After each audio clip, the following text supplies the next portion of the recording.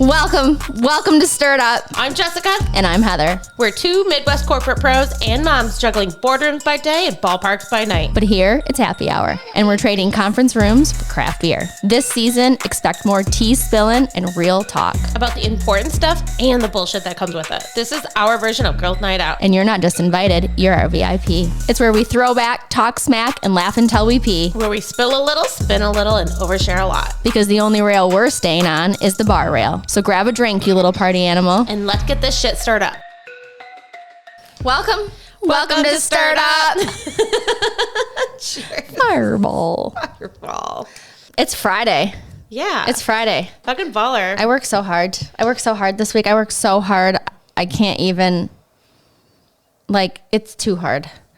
But that's fine. So we earned this. Yeah.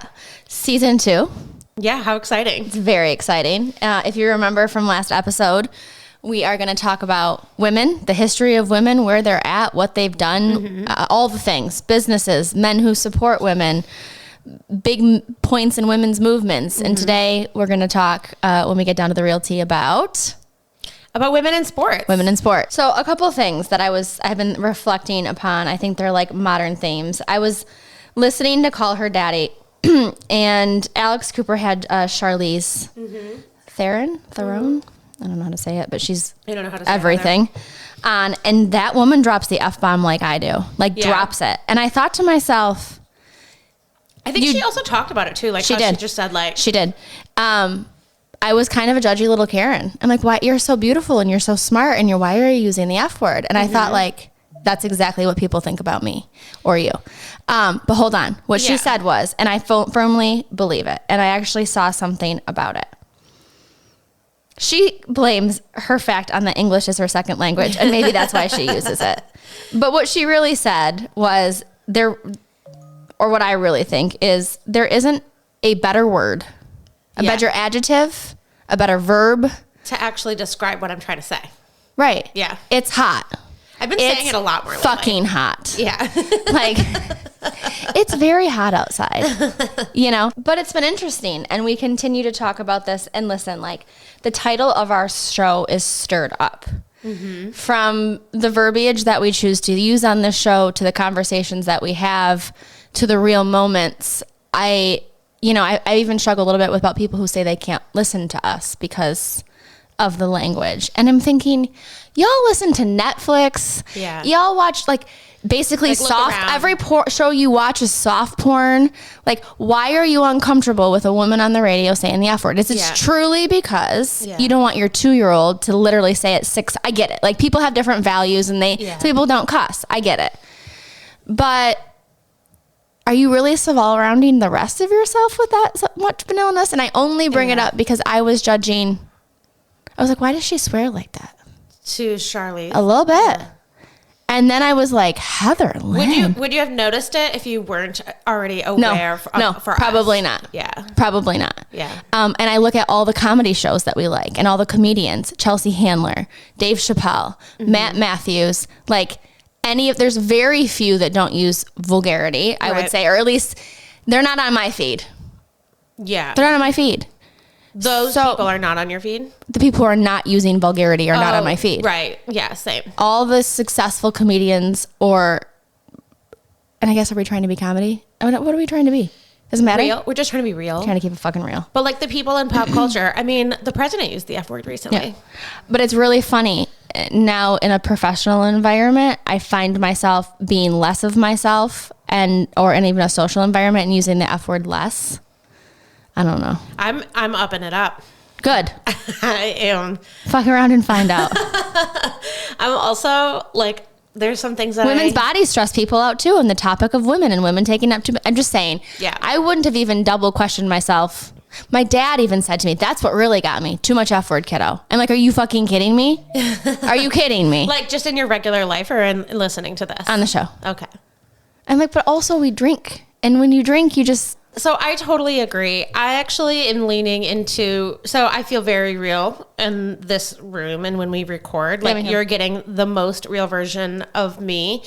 And not that I'm fake anywhere else, but you know when to turn it off and turn it on. And now since we do that here, almost to the fullest of extent possible, I'm sort of like, well, it's out there. So bucket. Yeah, like I went on a work trip this week, and the Southern people were talking about like their Southern iced tea, variations of iced tea, and how they drink sweet, it. It's nasty like so tea. fucking sweet, yeah, whatever. And I just could not participate. And then there was sort of a pause in the room, and the thought came into my mind, and I said it right out loud, like as it came to me. I didn't even have a filter, and I said, "Well, I only drink tea if it's a Long Island iced tea." What did they say? They busted out laughing. And then, like, later on, I thought back, I'm like, these people don't even know me yet. Like, it's a brand new job. I went to the room, was like, fucking Alki. Who said, my eye just twitched. No, I listen. But, like, anybody who listens to this show would know that that's the most real version of me. Like, the picture I posted on the garden last night did you see what I had in my hand? No, I don't think I did. It was a picture of me and Peyton in the garden. I'm so proud of my tomatoes that are so fucking tall. Yeah. And in my hand, I have a Fireball and an Oberon, just like this. And I'm posing with because that's how you're going to get me on a Thursday night. Yeah. That's just what's happening around here. Yeah, so here we are. Fuck it. Fuck it. FAFO. So we've lost a couple people here on this earth. I told you before, my husband has a text string, a morbid text string with the ones that he loved called First to Report, and it's first to report dead people. Oh, Jesus. So like the Pope was a big grab. I'm not kidding you. And I actually think my sister-in-law, Jen, who loves the Pope, was actually the first to report that. I don't remember. I'm actually like super envious of that friendship. FTR, First to Report. Yeah, that's really fun. So we were at the ocean, and the boys, the husband and the brother-in-law's joke is that every time they go to the ocean, like somebody famous dies. Like every time they get together with their family from the East Coast, yeah, somebody famous and dies. Ozzy died. We lost Ozzy and the Hulk. Wait, was I the first to report to you about the Hulk? I was upset. Yes. I thought you were being sarcastic. I laughed at you. Okay, so I texted you and I said something like, also, Hulk Hogan died. Did you hear? You were like, I'm so upset. But it was with no punctuation. So I thought you were like, fuck off, Jessica. Like, I thought it was sort of like... They just kept coming. And they were like, it comes in threes. And then on the internet, they were like, bubble wrap Willie Nelson. I'm like, oh, fuck. Oh, yeah. So Ozzy or Osbourne, I sent this to you, but I wanted to play it because I think it's really good. And it's just my little ode to Ozzy and his family and how they just flew their own flag. I feel really connected to both of these deaths because these people who died, both Ozzy and Hulk Hogan, because they had authenticity. Well, the Hulk was pretty plastic. They had reality TV shows in the prime. Like, I fucking love reality TV, and they were like early reality TV. I watched this shit religiously, and I kind of got sad that I don't have Paramount Plus to watch Ozzy. So I just was like... So I'm getting it, just so you know. It comes through Disney Plus. So I'm just going to get Disney Plus. It's going to be part of the P&L. Oh, I have Disney Plus. Then you should have Paramount Plus, unless you don't have the Plus. It should all come together. Hulu. Plus. No, it doesn't all come together. I pay for the cheap one. Okay, so listen, you can watch enough content on YouTube. So I just turned it on in background, and I kind of, like, I didn't full out cry, but, like, I was really fucking sad about Ozzy. My boys have been shirtless in the garage working out in fucking Black Sabbath. Like, it's their job. So, also true. So I was pregnant with Bennett, and I got all the DVDs for Christmas. So I've watched every single episode of the Osbournes, and I joke so good. that's how I got my parenting skills. Rest in peace, Ozzy. Sharon, if ever someday Jessica and I are blessed enough to ever have a footstep that crosses yours, I hope we don't freak you out when I might fangirl the shit out of your fucking right. sarcastic, can handle that. Fabulous little boss ass. And they say the F word all the time. It's what they fucking do. He was like, Sharon, fucking stop. Oh, the bubble. That's the clip you're going to play. Oh my God, I'm dying. Play it.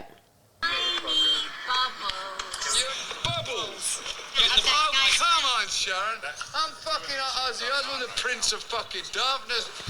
Evil, fucking evil. I've had a bottle of the fucking bubble. When do the male models go on and start stroking? This is so good. When do these male models come in and start stroking? Bubbles, Sharon. So if you're not watching us, it's they're outside, they're in production at one of his shows, and they're doing like pre-production stage sound stuff. Right. Like, and she had bubbles, like straight up bubbles, like coming up in the back, like a bubble machine. He's like that I play for my kids. 100%. Outside of Ozzy dying, the Hulk dying, I also shared this with you. So shout out to Fern Boutique.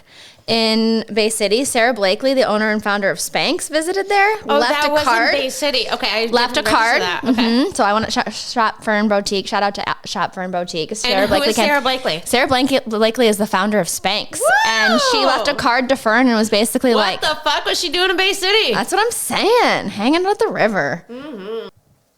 When you think about motherhood. Okay. You have to really close your eyes and think about this one. In the context of a woman. Okay. Of course. Are you still a woman? Motherhood. Are you still a woman? Yes. Okay. Sometimes I don't feel like one anymore. I feel like a little tired and worn. Yeah. Ridden hard and put away wet. I think that is the feeling, yeah. the unique feeling of a woman. If you could describe motherhood in 2 words, what would they be? Tired. Mm-hmm. And reward. Tired and reward. Yeah, always fucking tired. And then all of a sudden, they do things that are like, my kids are doing a really good job. Like we're stabilizing out and we're mostly thriving more than we're surviving kind of thing. We do have our days for sure. Mostly because the night before we'll be thriving and everybody's having a fucking blast being summer outside and we're just trying to maximize all of that. But my kids are being like super funny right now and Clay's vocabulary is getting better. So just for example, my favorite thing that he's doing, this isn't really like the reward part of it, but my favorite thing that he's doing is I'll have like an idea or like, this is what we're going to go do. And he goes, I don't know about that. And I just think that's like a funny thing for a almost 3-year-old to say. I don't know about that. Hysterical. Like, I'm not sure, Mama. Yeah.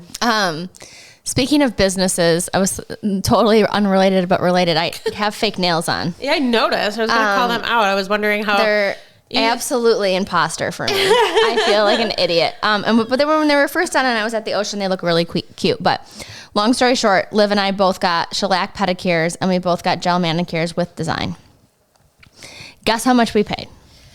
$200. Keep going. Mike Smith had a fucking heart attack. My favorite story. $325. He did the math. He's like, he did like the math of whatever. Hour per hour? No. 20 fingers and 20 toes, what they made per nail. Yeah. And why he's not a fucking nail tech. I believe it. When you bought an expensive dress for an event this winter or spring, he said he was going to bury you in it. Because he was so mad it was that expensive. Which I'm always thankful you tell these stories because then I feel a little justified in my splurges. So thanks. Listen, you're empowering us all. If I'm going to a ball, I'm wearing a fucking but you bomb-ass were gown. Going to the beach. For my daughter's 13th birthday. Okay, fair enough. And I got design. See? What are the... Clam. Did that remind you of the 2 words that are motherhood to you? Yeah. Given to me. Brutal and magical. So they're kind of the same. You're just at a different phase. Well, what?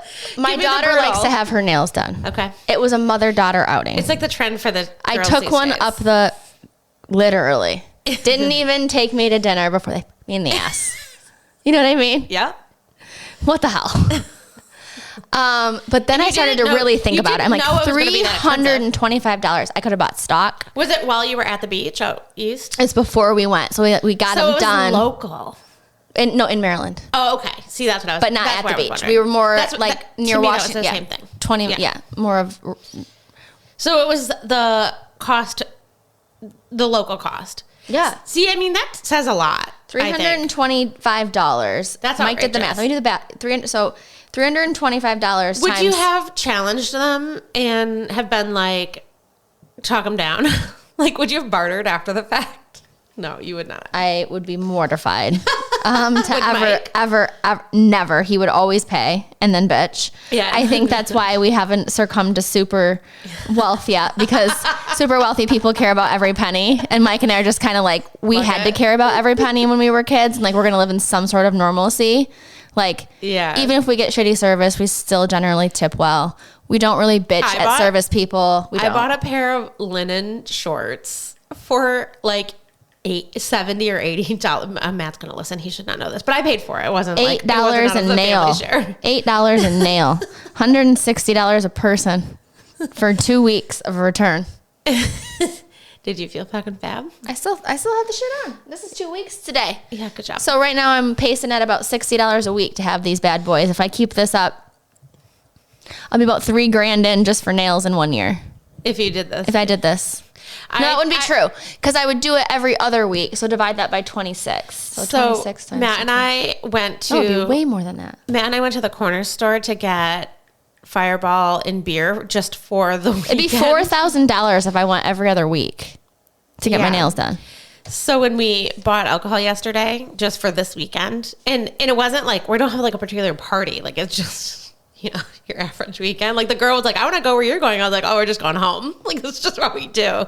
It was really obnoxious, but it was like almost $100. Like let's just round up to $100. And I was like, so if this is our average weekend, and then sometimes are a little more than average. $5,000 for your fucking alcohol habit. And that's not going out, extra people. Correct. Drinking the good stuff. Going on vacation. $10,000. $10,000. Gotta be in the P&L. I would say 7, like split the difference. It's not a complete double. Fair enough. If I was asking for budget, I'd say 10. If I was telling him what I spent, I'd say 4. That's girl math. On alcohol. Unfortunately, you can't use girl math in business because it's right there. You gotta use real math. But at home, I'd be like... I want to know what the people spend. Like, I want to know if we are above average or below average. Yeah, are you guys... Okay, hold on. What I really want to know is where do you use splurge? Is it in vacations? Is it in your eyelashes? Do you fucking not splurge because your brat-ass kids suck you dry for every last thing? Yeah, you're sober because you're again shopping at the Goodwill like me because you can't afford your full habit for all 5 of you. No, I'm kidding. Where are your splurges? Because I do see people do it in different pockets. Like a lot, for sure. Yeah, my splurges are skincare and not me. I'll use a Vino textiles and food and I'll have to think about that too. Clearly, alcohol's a splurge. I don't know about a Vino for life, bro. Dude, I look great. I only started to buy expensive stuff. I didn't say you didn't look great. Do you want to continue to look great? Because once your collagen starts to go, which yours has not, you could still have a baby. I'm fulfilling collagen with a little underlying fat. Like, it's working for me, okay? Yeah, I get it. I know.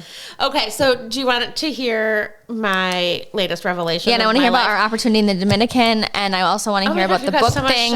And I want to hear about... What book thing? Didn't you say something about a book deal? No. You booked the deal? A book deal? I couldn't hear you. No. On the way here, like, I've talked about a book deal that didn't go through, but that's okay. I wish. I don't know. Maybe they'll spur something. Okay. I did buy a couple of books, and I'm going to give you that. I expected to have finished one of them, but then I kind of got tired and got into the Hunting Wives. I have some for you too, yeah. Okay. So anyways, we'll have Hunting Wives. It's going to be old news by the time we get there. I know. But. Did you watch it yet? No. Ooh, I did. Okay. All right. Anyways. I heard it's like a porn for chicks. Chick porn. Total. Well, I woke up the other morning. I think the men will think it's porn. I woke up the other morning and was trying to fuck with Mike Smith, and I go, hey, I gotta ask you a question. In the morning, that's right up, straight up in the morning. Hey, I gotta ask you a question. He goes, I'm like, hey. I go, would you be mad if I got a girlfriend? What did he say? He rolled over. He's like, you gotta stop. Why do you have to? What does that mean? Like, no, but for real, would you really be mad? Like if I brought home a girl? He's like, Heather. 7:30 on a Saturday. I'm totally kidding, right? But I'm just trying to like poke. I think he kind of thought I was serious. I'm like, the thing is, I think part of it is Heather, like, you gotta stop. Is like, even if you're joking or you're serious, like both things. Leave me alone, woman. You gotta stop. Baby doll, you gotta, that's what he said. Baby doll, you gotta stop. Like he means like shut the fuck up, but he won't tell me to. Oh man. So I keep bringing it up. So we go to Maryland and I have this outfit on. Tell him to watch The Hunting Wives. I will. We go to Maryland and I got hit on twice. By a girl. By women. One was a couple and one was straight up just a lady. The one time I said to, and it's never really happened to me before, or at least I hadn't been aware of it if it had. One was a girl, one was straight up a lady. Like, okay. No. One was a couple. Oh, a couple. And one was a single lady. Did I say something different? I heard a girl and a lady. So no, I thought you heard one was a couple and one was a single lady. Oh, okay. Yeah. Gotcha. I'm tracking. And I have on like a sports bra with a gray tank top, matching gray boxer shorts. Yeah, so you totally looked lesbian. Well, I didn't know. My hair was kind of pulled back. I was walking a Yorkie. But they said my Did family... Brewer come? No, he stayed with daddy. Oh my gosh. Yeah, I'll never do that again. And I got my pedicure done. And I wanted my feet to look good. I had put a lot of lotion on my feet. So I had socks with Liv's like man Birkenstocks on. And so I asked my family, I said, this is the second time. It's the socks. I have been hitting, and that's what they said. Nope, I said, was it the tank top and the soft like boxer type pants? They're like, no.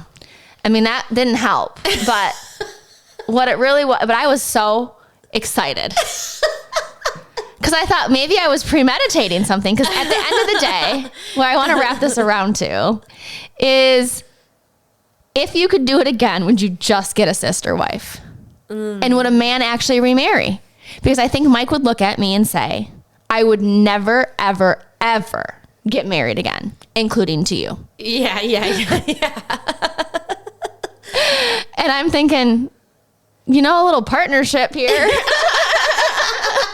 Yeah, like to split the difference. Split the diff, man. Think like a woman. Is the sister wives think so bad? Yeah. So then...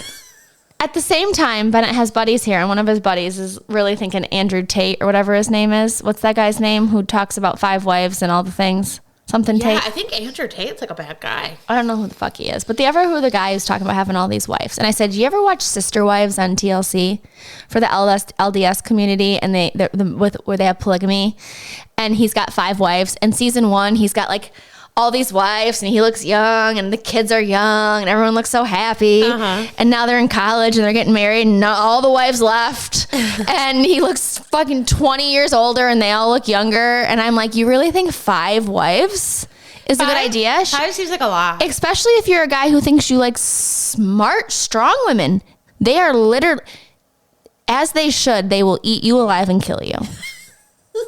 The guy on the polygamy show, his name is Cody. Watch it. Watch season 1. Watch his I just got a you know what Hummer smile, and then look him at season 10. The man looks stressed, and the women are like, "Oh, we like the other women, and we're still gonna do all the things together." Oh my God. This mofo needs to go, and he can have Robin too, because now they realize that they both, who grew up in polygamous households, when they're in their 50s, decided, man, one partner of an opposite sex is enough for anyone. So if any young boys are listening, you think you need more than one wife, or any girls are sort of think it through. Think it through. Just ask Mike Smith. You gotta stop. Baby doll, you gotta stop. 7:30 in the morning. And I was trying to record, to really, but I missed it all. That's okay. I want to tell you my life-changing, I think you're going to be proud of me. Did you find Jesus? Well, I don't know if I'd call it Jesus, but it's like in the same vein. I love that. Okay, I'm listening. Shut up, Heather. Okay. I at risk of telling you the long story details, because the details, I think I might need it. Do they matter or do they not matter? I feel like they matter. This is your show? Fair enough, bitches. Okay. So, I listen to a lot of podcasts. We have our own podcast. I listen to a lot of podcasts. I can stream. You consume an incredible amount of information. Yes, all the time, but a lot of it through podcasts. Like if I can't listen to it and go out and clean the chicken coop or do the garden, then I might not actually read an article as much anymore. I do a lot of audio consumption. I have a good set list. I don't normally need new stuff, but I just wasn't feeling it. There was a lot of politics stuff going on, and I was just kind of beat up about it. I don't watch Love Island, so all my pop culture stuff. I was just really not into everything that I normally listen to. And I was looking for something new. I had discovered something that was a host of something I used to listen to, kind of techie usually is what it was, kind of nerdy. And I was like, oh, I haven't listened to this. I scroll. I didn't just listen to the most recent one for some reason. Don't know why. And I don't know why, whatever had been played months before, I found that was about academic people. The question was sort of why are all of these researchers, or I don't know what the title, teachers, professor, I don't know what the word was that they used, but they labeled it in a way that was really intriguing to me. Why are all of these people talking to or listening to the psychic? There was some sort of title that had this connection. The podcast is Search Engine. So to me, looking back, it was very mysterious weirdness that I went to a different podcast that I don't normally listen to. I went deep into their thing, and like that's the first thing that I picked and listened to. Super thought-provoking, super interesting. The particular psychic is the author of the book called Signs. So, okay, interesting. I bookmarked the book, but I wasn't really sure I was going to listen to it. And I think I saved, she was on Jay Shetty and she was on something else that I do listen to. So I was like, oh, maybe I'll listen to those podcasts, my familiar podcasts. So I saved those, but I didn't listen to them. I'm on TikTok scrolling that night, and I stop, a woman is feeding, maybe breastfeeding, maybe, I don't know, whatever. She's cuddling her baby. And she's recording, and she's saying, I have to tell you the story that happened to me. And the story was, I guess the shortest version of the story was basically that she had, a 6 or 8 year old son who had passed away. And she had read the book Signs. And I was like, wow, that's super weird. I had just heard of this book today. But, there's a Bader-Meinhof theory. If you...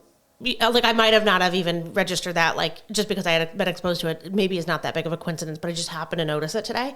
Maybe, maybe not. But I'm like, that's weird.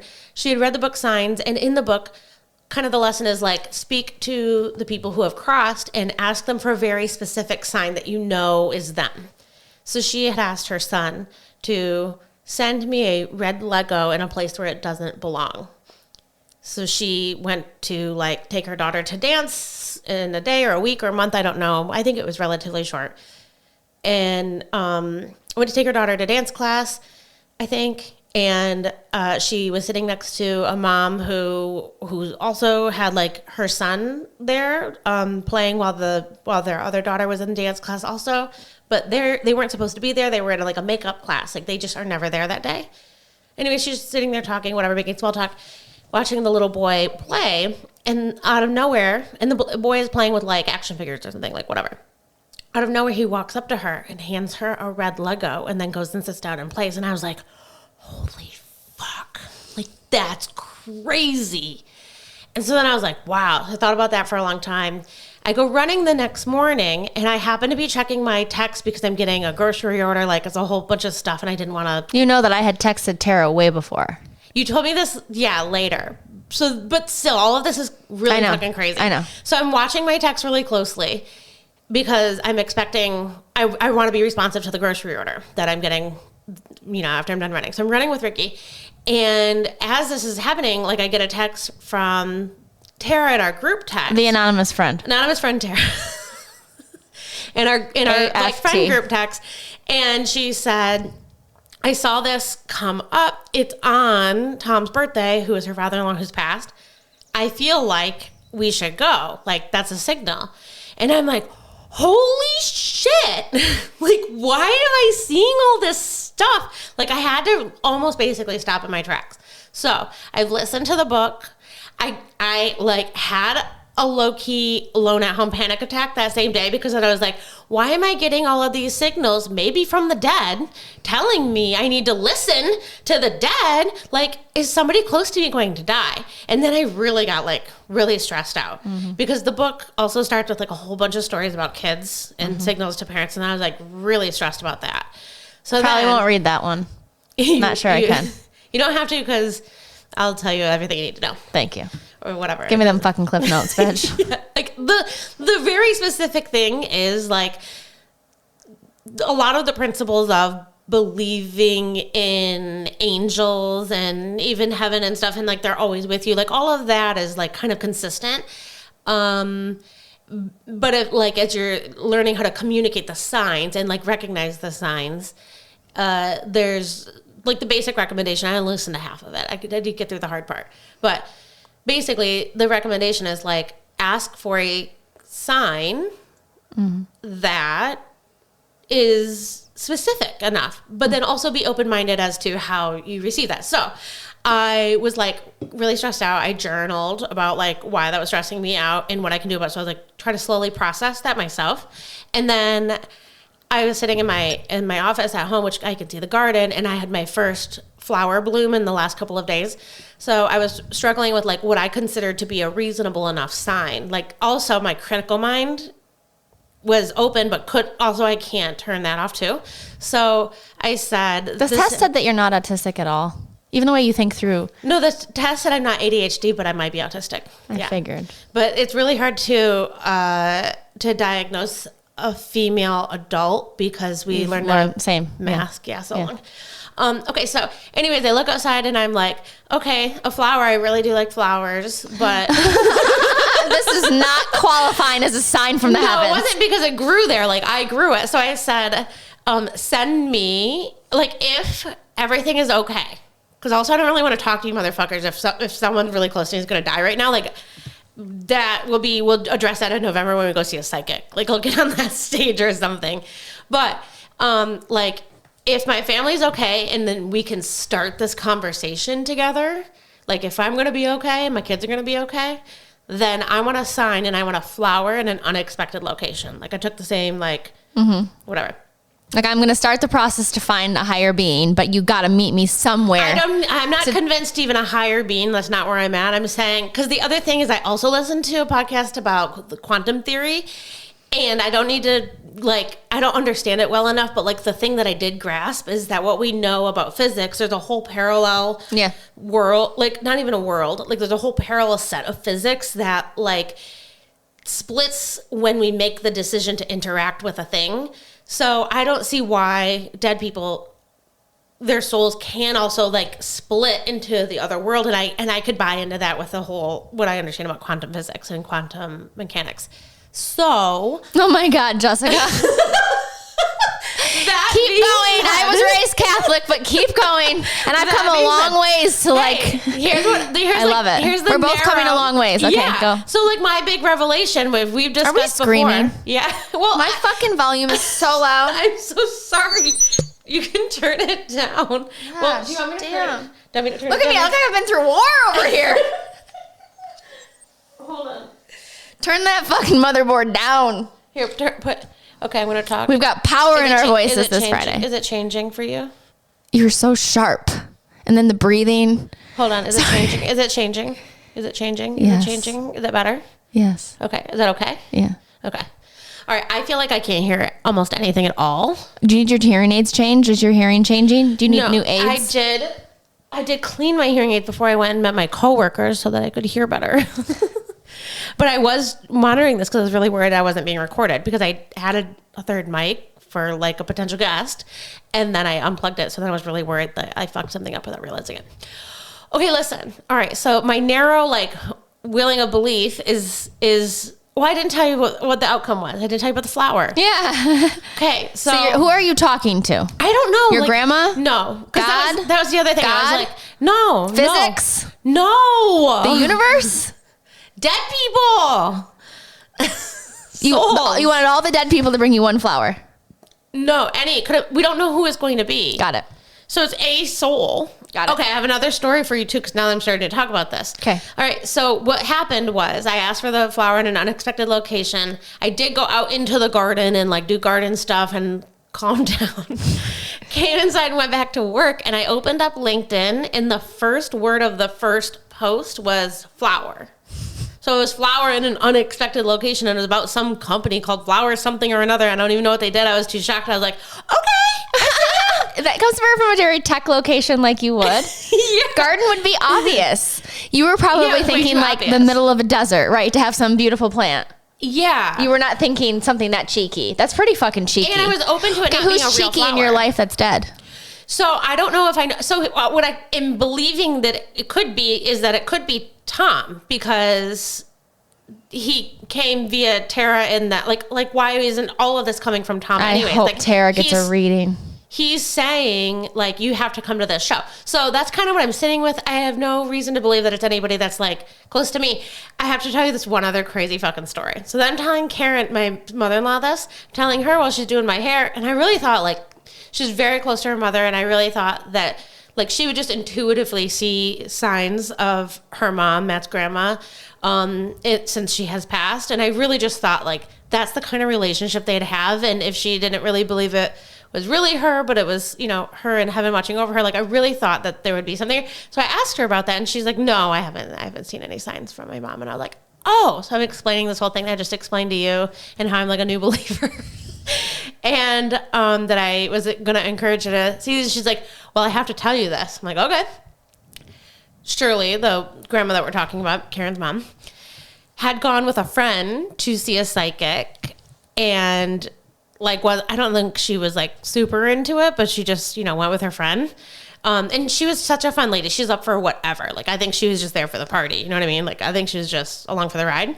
Anyways, they went to go see a psychic. Her friend's getting this reading, and the psychic is like, well, somebody from like a spirit is telling me something about white roses, and there's a scandal. And they're like, scratching their heads, like, whatever. But, you know, they acknowledged it. A week later, that woman's husband dies. That's funny to me, like a little bit. And then, well, I guess that's really sad, but whatever. Her husband dies. A bouquet of white roses are delivered to the funeral without a recipient, or like, no, he's the recipient, without a sender. And they discover along that time, like shortly after his funeral, that he had a daughter from a relationship. So there was a scandal.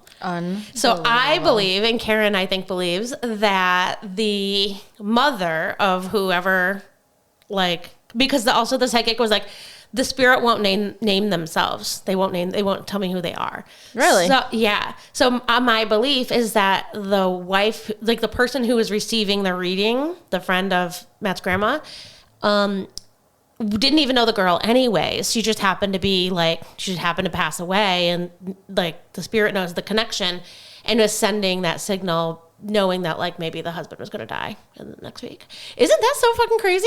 So fucking crazy. I believe it all. I have a really good story about a sign, but I wrote it down and actually like wrote it into a story. I can't find it this close to the fly, but it's a pretty good one. Okay. So what are we doing then? So Tara sent you a text. Do you want to see this medium? Where are we going? Who are we seeing? I have no idea. We're going to see Teresa Caputo. Okay. Caputo.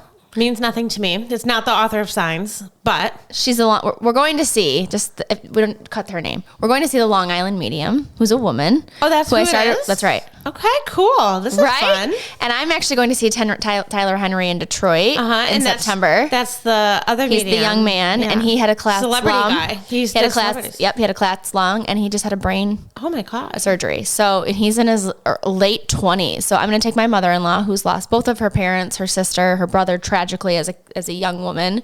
So we're going to do that in September, and then we're going in November. When are we going? Yeah, November. So I'm super excited. In Chicago. I mean, in Saginaw. I'm like, fuck, we're going to Chicago? No, Saginaw. Did Tara get the room? No, Saginaw. Okay. Drive home. Okay, so we're going to see. That's really exciting. How does it make you feel? I was really excited for like a week, and then I forgot all about it until we sat down here. But, good and interested and open to all the things in the world. Great. Here we are. Here we are. Last thing, I just want to shout out to Pamela Anderson, who, no matter where I see her, looks absolutely glam. Like she, as a middle-aged woman, coming into her absolute own skin. If you haven't watched her documentary, it's incredible. And she's all around because they just launched The Summer I Turned Pretty, which all the kids are watching, and actually everyone but probably me and you. And she's just lovely. And she's with Liam Neeson.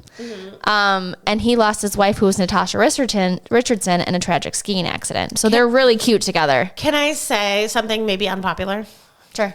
The picture that I saw of them together, they both look dead. Dead? They both look like... They're wearing no makeup. They need a little airbrushing, Again, I'm judging someone for saying the F word too much, and I say the F word, and I'm trying to empower her for her no makeup, and it's like... No, I don't wear makeup on the regular, so I feel really good about that. And she probably wears like a lot of sunscreen and stuff, and she's a lot older than me. I don't think there's anything wrong. But when it looked dead, does their skin tone? In like sunken eyes and wrinkles, and like it just looked. I was like, show me. What do you mean? Give me your phone. Open up like a browser. Computer? Yeah, I can. Quicker, isn't it? Here, go ahead. How do you spell Liam? Neeson. Pamela Anderson. I thought they looked dead. Like, I think it's totally, like, to each their own, but... I always think you have a touchscreen. I know. Do you look dead there? He looks dead. I don't think she looks dead. He looks dead, especially this one. He looks like he had the flu. Looks a little green. Yeah. He looks like the guy on the little sea urchins on The Little Mermaid. Look, they're on a red carpet, so it's not like... I think she's fab. I think she's fab, too. I have a lot of respect for her. You think she looks bad? As bad as him? Yeah, you do. Kind of. Okay. But, like, I don't think that's fair to say. Like, I don't know. Like, if you want my honest opinion, yes. Like, yes, I do think that is a beautiful woman just as she is. But when you're on a red carpet, you're next to people who are going to incredible distances to be more beautiful. And so I think it's doing what she wants it to do. She's desensitizing us. Yeah. So I think that's the intended reaction in a way. So maybe that's okay. But, like, I go out and about on a regular basis without makeup. Like, I wear like a little bit of makeup for doing this, sometimes more, sometimes less, but like a minimal amount. But on a regular, like all week. Me neither. I really Love don't. I go to work. Yeah, when I go to work, because I want to look a little better than what I do. Yeah, that's true. And I think that that's okay. But I understand what she's trying to do. And if I were walking red carpets, I would have a glam squad. Like, you won't catch me. Well, here's the other thing. Let's look at Alicia Keys. I like what Alicia... They're 30 years younger. Yeah. So... that's not even really fair. Okay, so that's fine. I take that criticism. But I will just say what I think Alicia Keys does that I... Look at Pamela Anderson on the Drew Barrymore store, the show, the makeup-free episode. Try her there. I don't think he helps her cause. I don't think Liam Neeson helps Pamela look any more alive. But I still think she's radiant. I've seen her around on the press junket. Yeah. Okay. He looks like a dead lurch. I'm sorry. I think he's a good actor and probably a human, but... Yeah, and Drew didn't wear makeup for that one also, although she... I mean, I hope I look like that when I'm 50-some years old, bitch. Yeah. So, like, I do agree, like, lighting is everything, too, and I don't know. Because the red carpet lighting is meant for people who are full of makeup too. Okay, so I'll just say it's a good point. It's not helping her cause. Right. What I've noticed about Alicia Keys is she says she doesn't wear makeup or that it's really minimal, but I will notice she'll do like a big red pop and like that's it. Or like a lip. Or she will wear blush or like something. And I think that's the balance we should be striking for is actually like, it's okay to put, like, men wear makeup on TV too. Why do we need to balance? If some lady wants to show up looking like a frickin'... Yeah, everybody can do what they want. Put your purple eyeshadow up to your eyebrows and call it a day. If you want to get them eyelashes that make me feel like an imposter like these nails, go for it. Yeah, I don't feel strongly about my argument. I just is my feelings about myself. So I don't really want people saying like, I just like it's so far ends of the extreme, and I think that there is a case, the Alicia Keys case, to be made of somewhere in the middle too, and I actually really like that. Yeah. Before we tap into the real tea, we've got a message from a new sponsor and a personal friend of mine, leadership coach Lisa Tarkington. Every single one of us can reflect on a time where they might have felt in a season of transition or feeling stuck trying to get to the next level of leadership and career development, perhaps shifting from a tactical execution to true strategic leadership. That leap can feel overwhelming and sometimes really frustrating, but you don't have to do it alone. So what Lisa does is she helps people that maybe feel stuck.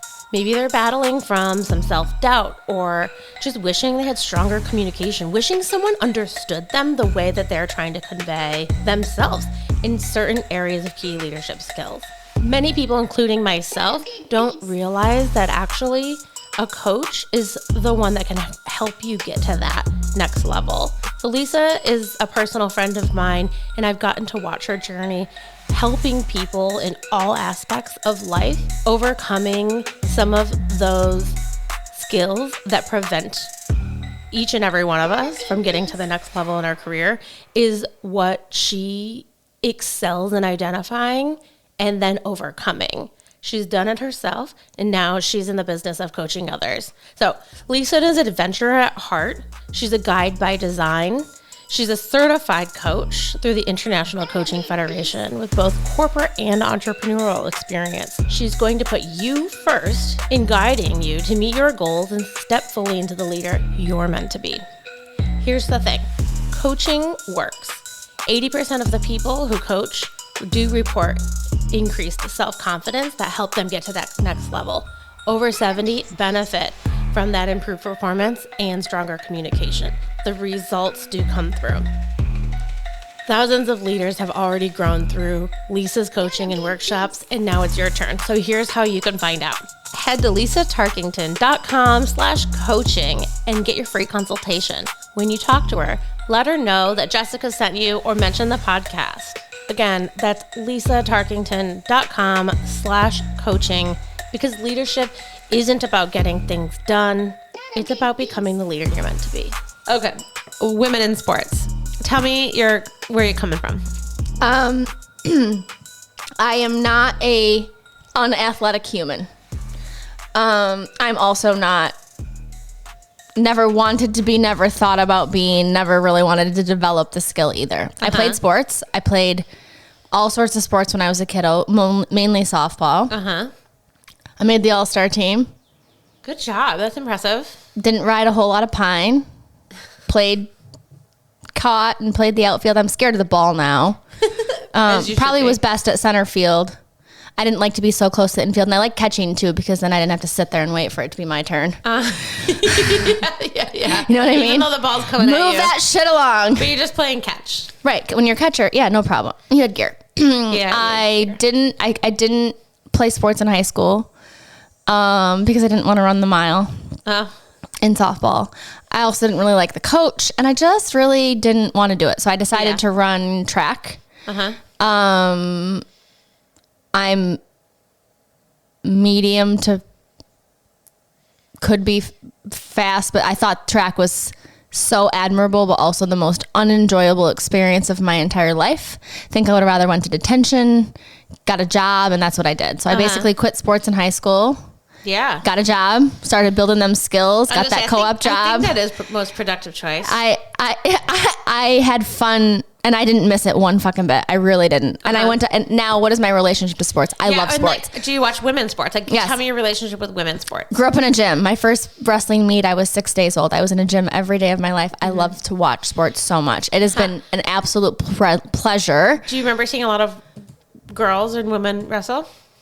No, and when they did, it was like she was a freak, and her parents must be pedophiles to ever allow her to do that. Like that was sort of the vibe, so I would say, of the mid 90s. And if there's any female wrestlers listening, or any people, I mean, wrestling's MMA is probably my very favorite sport. If one of my boys would have wrestled, I would be unwell. I think I'd be that mom. I probably already am in some situations. I'm a little more tuned out than I used to be. Yeah. I get less engaged, I think, just because it's their experience, not mine. I think about that a lot. And I really believe that as they get older, like, I just want life to be their experience. And I know they love me, and I'm their mother, and I can. And then, they know I affect their experience. Yeah. And so I'm a lot different than I was, I would say, 3 to 5 years ago. However, if my kid was a wrestler, I think I'd be unhinged. And girl wrestlers were freaks. Now I think it is. What other sports were girls freaks at? Like, if you did this, you were a freak. We had one girl who went to play football. She was on the JV team. Some girls played baseball. Not versus softball. And a lot of times girls had to do that in the areas they grew up that I remember, because there wasn't a softball team. The community was so small. If you wanted to play a sport, you played. Basketball would be the same thing. My grandmother remembers, not my grandmother, my aunt remembers playing basketball when, I don't know if you ran both courts or you only shot on one. You only shot on one end. Like you had your end to score, I think. Got it. Growing up, we watched sports on TV. We only had 5 channels. So, and you didn't see a lot of women on TV unless it was like Olympic female gymnasts. That's my mom did watch my mom watched the U.S. Open a ton, though. Oh yeah, there you go. So women were always sort of featured there. Golf? Nope, we didn't watch golf. What's the U.S. Open? Tennis. Oh, Steffi Graf. We never watched. Serena. Yeah, Venus. yeah. I understand I watched that one movie. Like, I know who they are. Like, that's okay. Will Smith was in that movie. The same man who bitch slapped Chris Rock. I know, and I still like him. Like, I can't move forward. I can't move forward from it. Oh, really? No, okay. That's either a prime example of you are a weak man or you have allowed your woman to corrupt your sense of right or wrong. Like, I don't really know. Okay. I don't have any excuse for the behavior. I don't. We can, give a fuck who you are. I got you. Okay. That's so fucking wrong and pretentious. Okay. Did we talk about it on the podcast?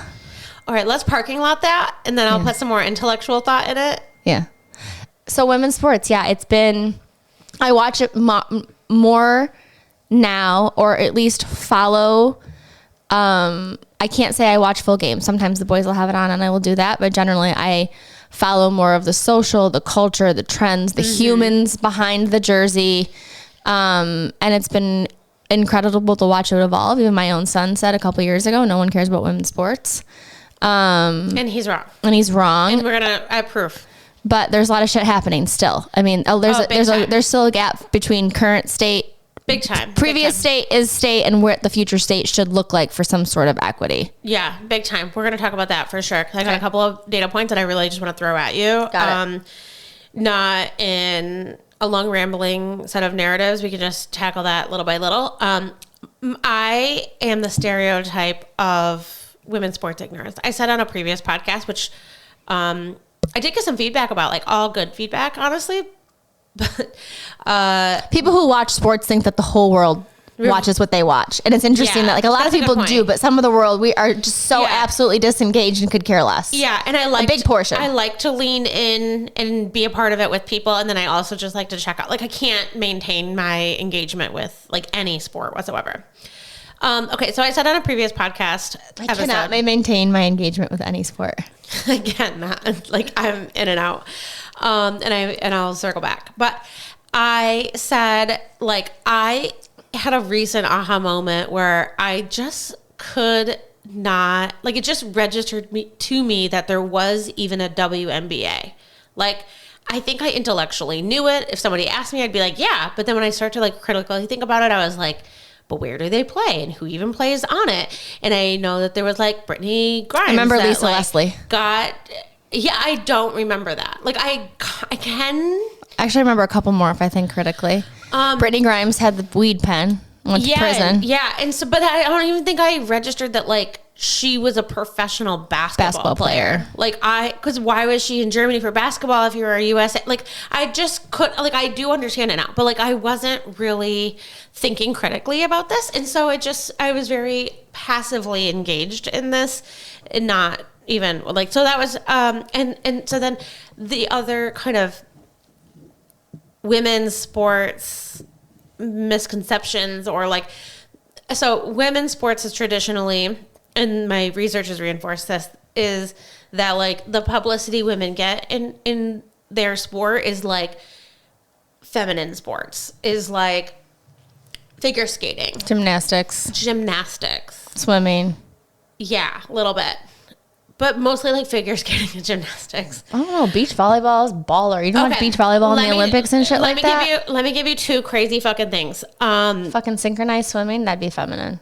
So in beach volleyball, females must wear bikini bottoms. It's fucked up. Men wear tank tops and shorts. And in 2021, the Norwegian team in the European like championship tournament, the women wore shorts and they got fined. They were only, as a team, it was only 1,500 euros. So it wasn't like whatever. Yeah. That's terrible. And you could probably get a sponsorship. Yeah. Like it's ridiculous. But although if my butt looked like that I would be wearing the littlest shorts ever on national television. I'd be so proud of that effort. Beach volleyball is so hard. So then compare and contrast then like what we're saying about Pamela Anderson. She's fucking gorgeous with or without makeup, but like why does she have to wear makeup? Is what you were telling me. Like, why does she have to? So, if just because you gotta really like put your booty on display wherever you feel comfortable, if you don't want to, you shouldn't have to. Facts. That's a fact. Okay. Anna Kournikova. Remember her? Anna Kournikova. She came to Midland and played at the Dow Championship or whatever it was called back in the day. What are her tennis. She's not very good. Okay. She's beautiful, though, and she played a lot of cameos. So despite having never won any major singles in any major title, she was regularly featured on Maxim and Sports Illustrated and GQ. Oh, also, and all the things. I watched Jenny Finch, who was a softball player. I also watched, I remember Peekaboo Street. She was a downhill skier. So I watched the Olympics. I watched the X Games. I've actually watched a lot of women in sports. I got to be honest, just not basketball. Yeah, fair enough. I have not. So this is all great education for me, to be honest. When were women allowed to participate in sports? And like, let's just put something big on it, like the Olympics. Can you pick? Well, I think about my grandma or some grandmas or some aunties who are in their 80s and 90s and got to play some sort of high school sports in their high school. So let's say if they were born in 1930, in 1945, they were at least playing at school in some schools, in some areas. In 1945. So but professional sports, I don't know. You're talking high school sports, intramural sports. Some of these didn't have professional sports, even though. So just to even be able to play in sports, women were not allowed to participate in the Olympics until 1900. So maybe we say like that was a long time ago, and that's really incredible. But when did the Olympics start? How long were they going? I don't know. Like the Greek gods were doing Olympics or something. Like I don't know. Yeah. They were only allowed to be in ladylike sports like tennis. And then in tennis is ladylike. That's what it says. Dude, I don't look like a lady when I play that shit. I look. But I think women do play tennis, and I look like the NARP from Dodgeball. I think some ladies at least make it look like pickleball. You know. Oh, I can get out. I can get down with some pickleball. That's what I'm talking about. Okay, in 1972, sports and women, like the equality of women in sports, was a turning point because Title IX was. We talked about Title IX last episode. Yeah, we did, didn't we? We did, ma'am. Education amendments of 1972. You didn't get another fireball and you were going to get fucked up. I'm going to take a sip and then you're going to slam. Okay. But I also now am into the intellectual portion, so I have to like keep it to some degree together. Yeah, my eyes are already droopy today because of allergies. I don't need to drink too much, so they're completely this way. I took allergy medicine, but it's expired, so I should it's have. Like sort of working, but maybe not making me. Should have taken a doubler. Okay, so I don't have like a huge solid understanding of Title IX, but what I think I understand is that because it required equal participation or like equal availability of activities if you get federal funding. So if you're a public school who gets federal funding and you have a boys basketball team, then you have to offer a girls basketball team. And you could choose your equal sports. So you might find, I don't know if it has to be like you must have to have like a boys and girls tennis because you could maybe combine them, but there's like a percentage of boys and girls that you have in your school, and then you have to match that percentage with like some degree of sports. And I couldn't find the details in a rapid enough time for me to care about it today, but basically, at the end of the day, Title IX is a comprehensive federal civil rights law passed in 1972 that prohibits discrimination of basis of sex in an education program or activity receiving federal financial assistance. This law broadly covers all aspects of education, including admissions, academics, and athletics, and addresses various forms of sex-based discrimination, including sexual harassment, sexual assault, and gender-based harassment. So, to your very point, what it said is if you're going to offer this to the boys, in general, you need to offer this to the girls. Yeah. Equal or with every or sport, similar. But if it's a club sport, I think that there's variances. And the commentary that I also heard about it is that like not everybody is actually participating. But listen to the key word. When you're getting public funding. Private schools can do whatever they want. No, I know, but some regions are not holding their schools accountable. That's not a shocker. Evidence there, right? Okay. You can still file Title IX, and I know someone who's done it recently. In 1967, the first woman to run a marathon registered. Her name is Catherine Switzer. She registered under KV so that she could hide her gender, like her KV Switzer. What year? 1967. So that was before the 1972 Title IX law, but the race official had tried to physically remove her from the race. She probably didn't beat the shit out of him, but she, there's a famous photo of him like trying to attack her, and she's like, "Fuck you." And so she finished the race. She was not pulled off course. Also, another first that I was really excited to see this because I'm a huge fan of Real Housewives of Miami, and since I did the research, I could just squeeze this in here. But Martina, what a franchise! I'm a big fan of about half of the Real Housewives, and not like all of them. But same. Some of them get me just. Miami is always gold. They are underrated. Martina is a wife of one of the housewives. She was the first openly gay athlete, to be known.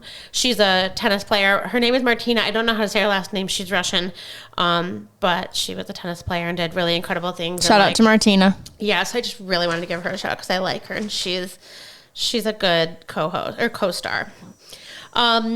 So some interesting things about coverage. So women's sports, I think there's like two things that we need to discuss from here on out. And it comes down to women's sports coverage and the amount of what coverage is. So in 2015, women's sports coverage was only about 3% of all sports coverage, women's sports represented. Yeah. Last year was only 10%. I do think that tide is changing. That's only like that's only twice the amount of GDP. That's not very fast. I mean, no, it's terribly slow, but I think the tide is changing. And I will say, what is this year going to be towards that? I think this has been a huge growth year. I think we're going to see 400 or 500% growth. So I'd just like to call out that the WNBA average viewership of a WNBA game in 2025 obviously skewed more towards Indianapolis, where Caitlin Clark plays, but it averages about 2 million viewers per game. What's MLS? MLS, Major League Soccer, is about 1 million. Should have wrote these acronyms out. The fireball's getting me. I was thinking about real estate. The MLS system. NHL is one. Oh, I was going to make a game out of this. Okay. Girls hockey, something I didn't watch. And I tell you what, these young women who are Reeve's age are kicking ass, though.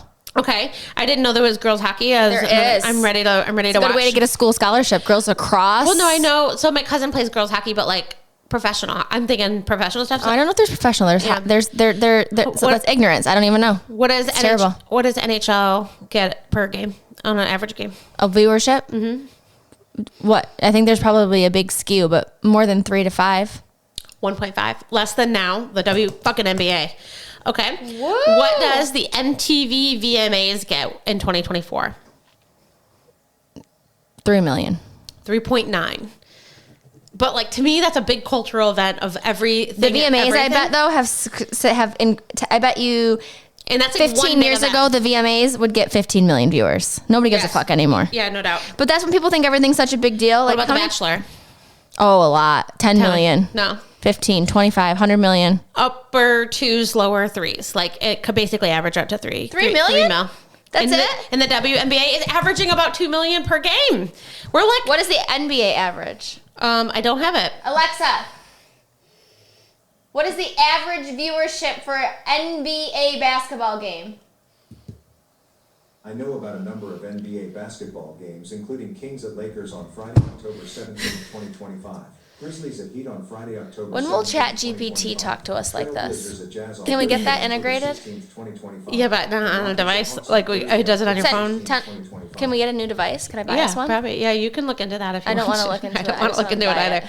Average NBA viewership varies year by year, but last year was 1.5 million viewers. So the WNBA, the girls are pulling it. More than? Yeah, on average. 2.5? They saw a 13% decrease in viewership. The NBA does? NBA did. Because they don't even... It's because they need to make the court bigger. The people have gotten bigger and the court is the same, and you even go in person and they run 4 times. They go 4 times down the court, barely break a sweat, and like they only break a sweat when they actually have to compete with each other because they're just freaks of absolute athletic nature. Okay, Sunday Night Baseball. I don't know why it doesn't say like NBA. A lot. Tell me. 500,000. That was the low end of it. The upper end is 2 million, so it's right around the same as women's basketball. So are people caring less about professional sports? That's a great question. I also think like the fragmentation of media, like we're watching TikTok, we're watching Hunting Wives, like the amount of time we're spending. Is this like stream TV? Is this network TV? Is this media in general? So they have media deals, and that was the other thing I wanted to talk to you about. So all of these sports have to have media deals. So we know it's not just like random viewership numbers. Like that's a actually well-known and easily measured thing. But the other thing that I wanted to talk to you about was one random note I'm just gonna highlight on media coverage. So we knew Serena was a fucking baller, badass. She won all 4 grand champion. So we talked about how the WNBA is getting like incredible coverage this year. It is a turning point year, there is no doubt. But let's like throw back to 2015 just for a second. Again, women's sports only got 3.2% of sports coverage was women's out of all sports coverage. And when Serena was dominating, this is like her era of domination. She's killing it too, because she said she needs health insurance. Did you see that? Mm-hmm. Or is that Venus? Anyways, all 4 Grand Slam wins that year in 2015. The male athletes that she was competing, she wasn't competing against them, but like who were also competing in that same era, had 20 to 30 times more coverage and didn't have any, like most of them didn't have any significant outcomes, historically significant outcomes. And she was winning all 4 Grand Slams, like fucking dominating it, and couldn't even get the coverage in 2015. That's crazy. Crazy. Okay. There is a bit of an interesting growth in equity.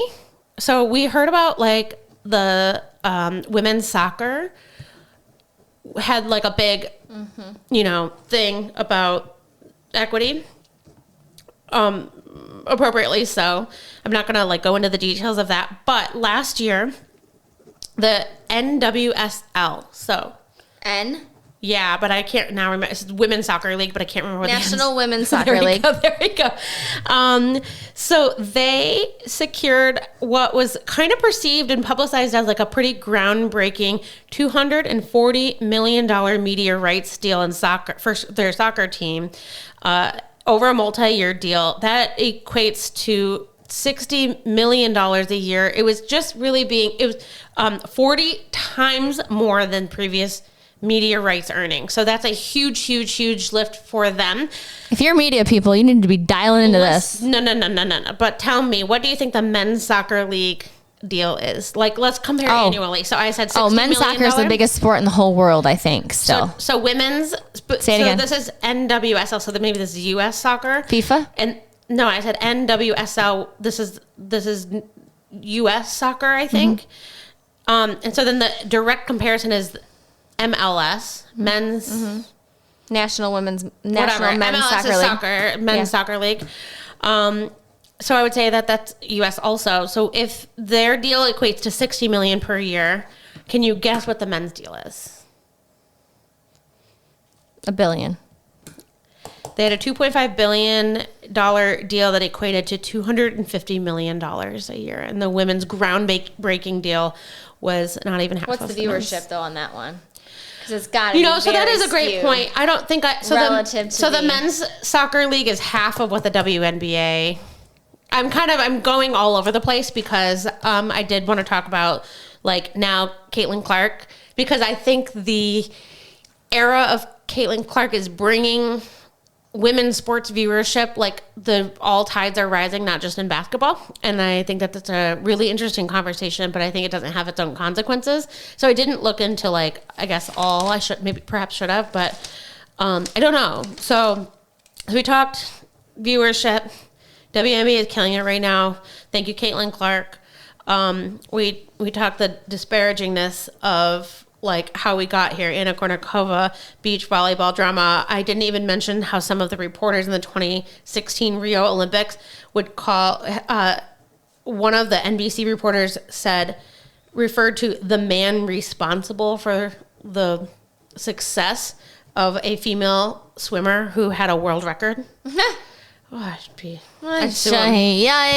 And in that same year, another like multiple media outlets referred to a female Olympic shooter as the wife of a Bears lineman, which I would just say is offensive. That's what they call a big back. My sister-in-law told me what that means. Is when you have a wide back, big back, wide back. That little boy in the video was calling somebody that. They call a lot of female athletes, they really get scrutinized for their athletic bodies, their toned bodies, their strong bodies. No. They do. The wife of a Bears lineman? Mm-hmm. What are you talking about? What are you talking about? She just happened to be like a shooter, like she was in the shooting game, and she was, instead of calling her by her name, they called her the wife of a football player. Mm-hmm. What does that have to do with having a big ass? Big back. What does that mean? Big back. You never heard it? Like she's a breeder, like she married a football player, like she's a woman athlete, and she's not the petite little body style, so they scrutinize her for her body and call her a big back. So anybody who's in a masculine sport, but like, what's the girl who's the rugby girl? I don't understand what Bear's wife has to do with shooting anything. A lineman's wife. So there's a football player, and he plays for the Bears, and his job is a lineman. And then he married somebody who shoots gun in the Olympics. And instead of saying like Heather Smith, the Olympic shooter, like she shoots guns, they said, "Oh, shooter married to a guy who plays for the Chicago Bears." They didn't acknowledge her for her talent. They only acknowledged him. Yeah. I thought they were associating her and her size with his size being a lineman. No. You didn't? I don't know. I was lost. Okay. No. And then I was like, Bears, she's a shooter. Maybe is there some sort of play on words with like hunting? No. Do you know what I'm saying? Yeah, but no. No, it was just that like, they would be like saying, it would be like me introducing you in the podcast and be like, this is Heather, the wife of a supply chain genius. No, hold on. There's a real good example, like a movie star example, because George Clooney married an incredibly intelligent lawyer, and I think she's won a Nobel Peace Prize. And there's this, I think it's, I don't know who's making fun of him, but they're at an award show, and they're like, we're here tonight to honor George Clooney for this incredible acting, his father, his, all these things he's done, and then it's like, and here's just his wife. She's the Nobel Peace Prize winner. Basically, making fun of the fact that he's getting all of these awards and achievements, and he really married a boss. Yeah, I like that. It was good. It was like reverse osmosis. Okay, so here's my thoughts. Like, my core question here is, what does the turning point look like? Is there anything more, this turning point in women's sports context there? But also, to me, even more critically, why Caitlin Clark? Does she deserve it? Is it good for the sport? I asked ChatGPT. What'd she say? My ChatGPT is a he. What'd he say? Chat said, basically, yeah, like the share, and this is like from the factual stuff that I wrote out and analyzed myself. Like that's where I was coming to too, but I kind of wanted to dabble in this. 100%, like Caitlin Clark generated up to $80 million of economic income for Indianapolis, like the city where she plays at, alone. Not even counting for what she's done for the rest of the pie of women's sports. I think that's like the position is what's good for one is good for all. There are players who are better. Like you think so? Yeah, I don't know that. The stats. I didn't write them down, and I don't have like again. Is that true? I don't know. We might need to fact check ourselves. I did. My hypothesis would be she's like one of the greatest three. She can shoot the three ball from anywhere. She can do like, and she has better stats than a lot of men, and she got attention. And it went. Her points per game are 16.5 points per game.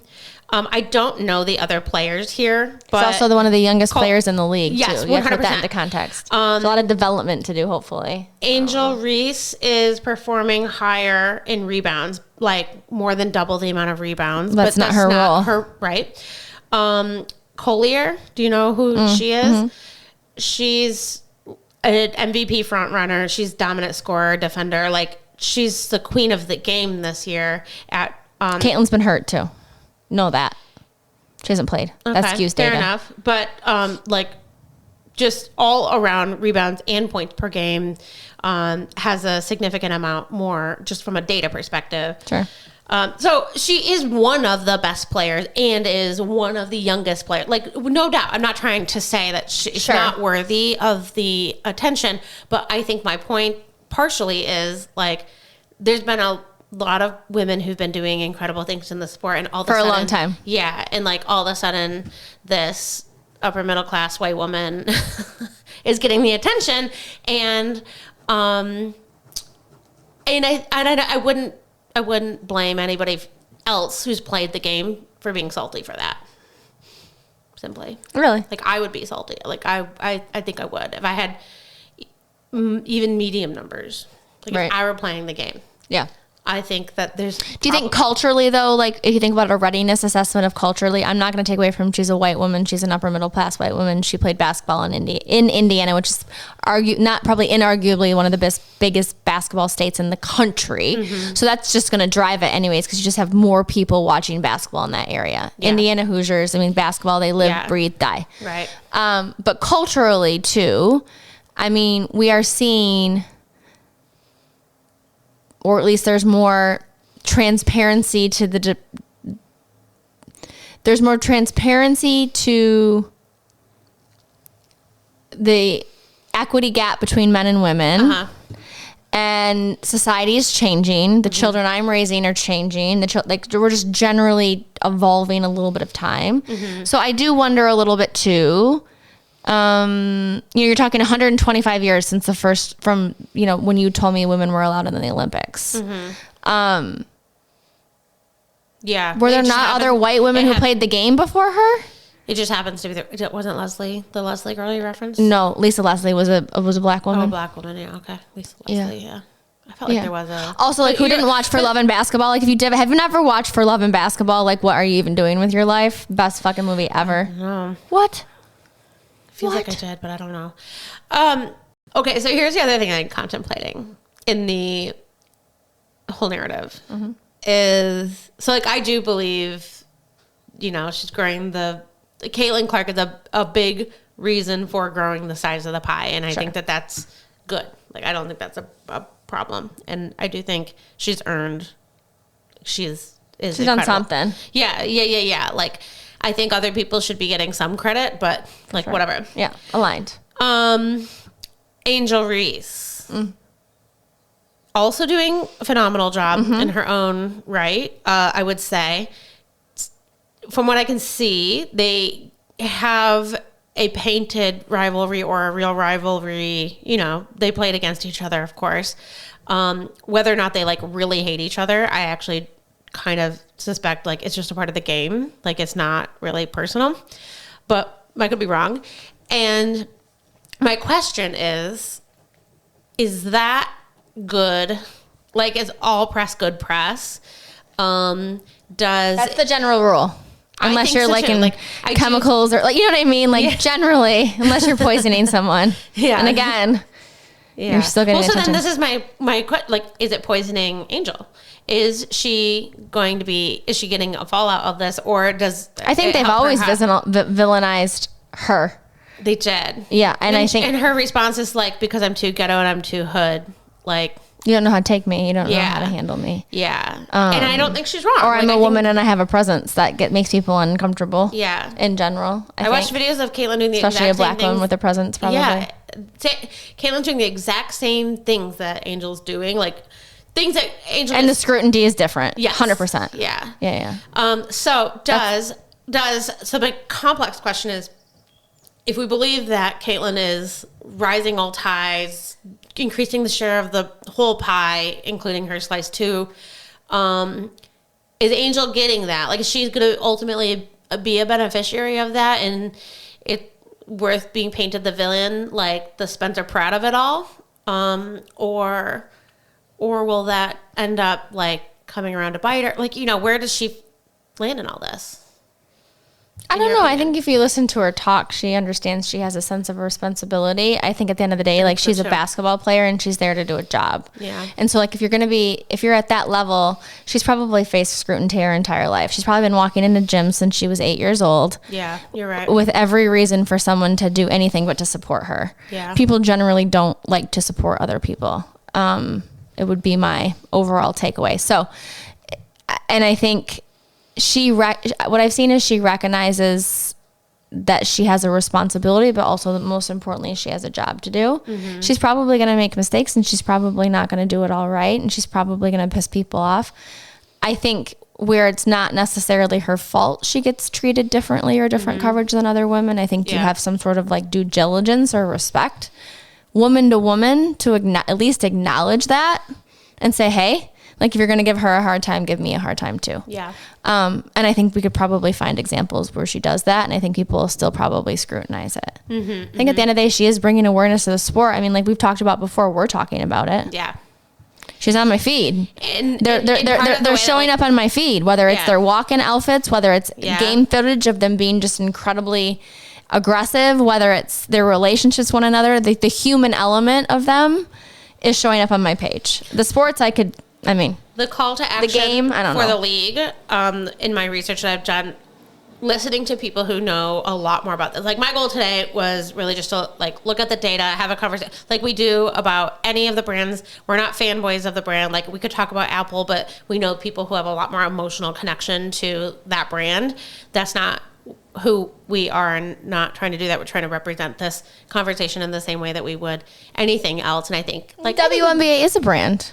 Totally. So on that note, and they're doing really fun brand collabs with new brands. Yeah, yeah. And you know what? The angle I didn't take, I didn't look into like, I don't have a whole lot more. I took a more like the approach of the women issue and like the evolution, rather than like current, the angle that we did with the NFL. So that might be an interesting follow up. We could do episode 1 of 2 and 2 of 2 to follow up on the brand, the size, the collabs, like complementary social content, like whatever. We can support it and think about that. One thing that I want to note though, so I was listening to, so an author of a new book about Caitlin Clark. She covered the WNBA for a long time. Like she's really an expert in women's basketball, maybe even broader women's sports. I wasn't familiar with the journalist, but she's releasing a book. She had like a quick turnaround deal. It was really interesting with Katie Couric interview. Love Katie Couric. She did a great job asking hard questions too. Point being is that some of the observations that the two women made together was that when this particular journalist, the author of the book, had been interviewing people around Caitlin Clark and just in women's basketball, and the types of questions that she asked, she had been getting public scrutiny about asking questions like that. And it was, I don't remember the details of exactly what questions, but it was that she as a journalist, she was getting scrutiny about the types of things she was asking women, was kind of the point. And I think it was about like pay equity and, you know what I mean? Like reasonable things, not gross things, you know? And she compared that to, well, when Michael Phelps was in the throes of like marijuana issue. Yeah, like in his public crisis, I think he had a drunk driving. And his marijuana crisis. Well, I think he had a drunk driving, like kind of a big deal. She got a 45-minute sit down with him and asked, all the questions. She's like, the questions I was asking these women in the of these basketball teams are the questions that I've been asking men for years, and they aren't complaining about it. So the aha was that the WNBA is not preparing their players for the onslaught of press that they are now getting. They went from 0 to 1,000, right? Like they're going balls to the wall, getting all of this press. They're growing. It's going to be great a turnaround attention year. Comes great responsibility. Yes, and the organization is not preparing their women the way that the NBA has already learned how to do for the men. And that was a lesson. So I thought like a little bit of call to action to the people of the people out there is like, hey, as listeners, let's just be aware of that. There's a probability that these players are not getting any sort of media assistance, like the professional training, like the resources that the men get. I mean, we talked about. Oh, they have all the things. Yeah. Agents I'm sure these women have some of it too, and they're getting sponsorships and they're getting more support and they're getting entourages. Soccer deal alone, we compared that men had a $250 million deal compared to the women's soccer at a $60 million media deal. So your budget is less than half of the men's. The men are getting all of the resources. Like, they're not just getting their salary is higher. They're getting the support from their organization, the types of resources that their organization can do to help them be their best and represent their best. So I think there's just a little secret observation in that I hadn't considered until it'll be interesting to see what the data looks like in terms of growth in 6 to 12 months in just a year. Yeah. Mm-hmm. Totally agree. Totally right. Any other final thoughts? No, I don't. I like it. Cheers. Oh, cheers. Do we do a clink or close? How do we I think we're clinking to women. Yeah. This is my clinking commitment. How about this? I am committed to watching more women's sports, and I will report back. I love that. What are you going to watch? I don't know yet. She'll be out here watching like women's trapping. That's a sport. I'm into it. Cheers. Did you catch that episode we did on Comfort? Comfort is a sweatshirt, loungewear, sweatpants company that, as so far as we can see, an ethical, sustainable organization and something is emerging, growing, relatively new company. And we partnered with them to get you 15% off. All you have to do is go to comfort.com/stirreduppod to get 15% off one of the comfiest sweatshirts and sweatpants you can find. Thank you for listening to Stirred Up. If you like what you heard, please subscribe, check us out on YouTube, follow us on your podcast apps. Please send it to a friend, leave a comment, add a rating. Every little bit helps. We look forward to seeing you next week.